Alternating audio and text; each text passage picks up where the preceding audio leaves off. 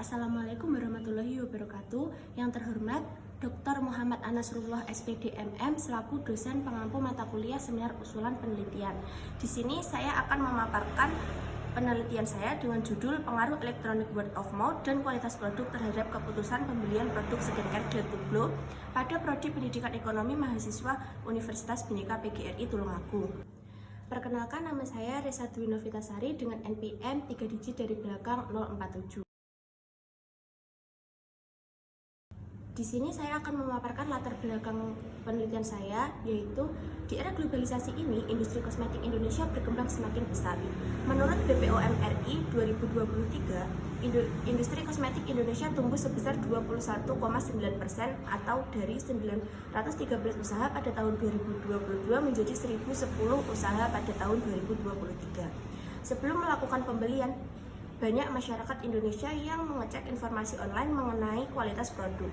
Electronic word of mouth terkadang disebut sebagai promosi dari satu orang lain melalui media sosial.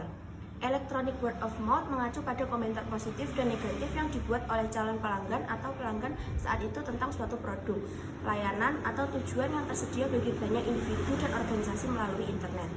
Wanita Indonesia, terlebih mahasiswa, biasanya akan lebih aware dalam pemilihan skincare untuk kesehatan kulit mereka. Sebelum mereka membeli produk skincare, biasanya mereka akan mencari tahu melalui platform yang sudah tersedia melalui media sosial mereka masing-masing. Selanjutnya, rumusan masalah saya yang pertama yaitu apakah electronic word of mouth berpengaruh terhadap keputusan pembelian produk skincare Glad to Glow? Yang kedua, apakah kualitas produk berpengaruh terhadap keputusan pembelian produk skincare Glad to Glow? Yang ketiga yaitu apakah electronic word of mouth dan kualitas produk berpengaruh terhadap keputusan pembelian produk skincare Glad to Glow? Variabel dan indikator dari electronic word of mouth adalah sumber informasi online yang diberikan mengenai e-commerce, kemampuan media sosial sebagai sumber informasi online, kemampuan media sosial sebagai sumber informasi mengenai jawaban konsumen, dan kesesuaian antara informasi yang didapatkan konsumen melalui media sosial sesuai dengan kenyataannya. Yang kedua, indikator dari variabel kualitas produk. Yang pertama yaitu kemampuan produk untuk bertahan lama, kesesuaian dengan spesifikasi atau tidak adanya cacat produk, kemampuan produk akan bekerja dengan memuaskan atau tidak dalam periode waktu tertentu, dan penampilan kemasan.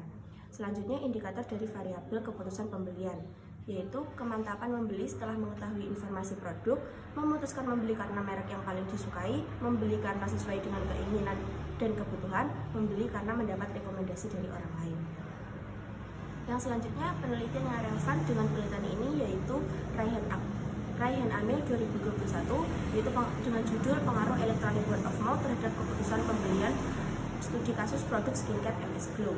Yang kedua yaitu Lintang Sandia Pelikastiani tahun 2023 dengan judul pengaruh electronic word of mouth dan kualitas produk terhadap keputusan pembelian produk Lux Crime.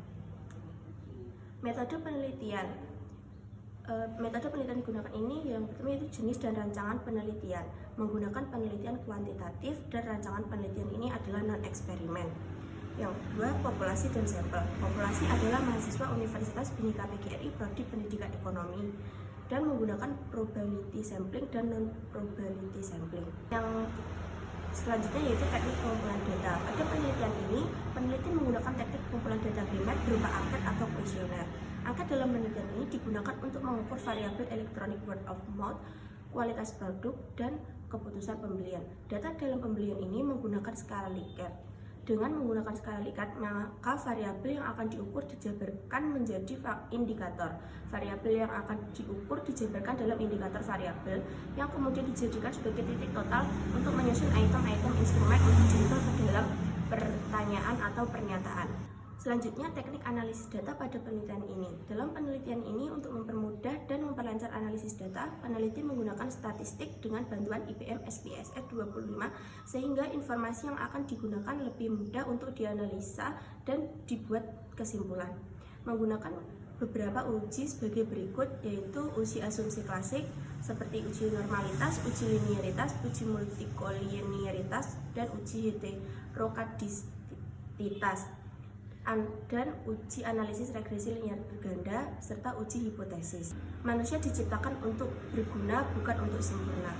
Sekian tadi presentasi dari saya. Wassalamualaikum warahmatullahi wabarakatuh.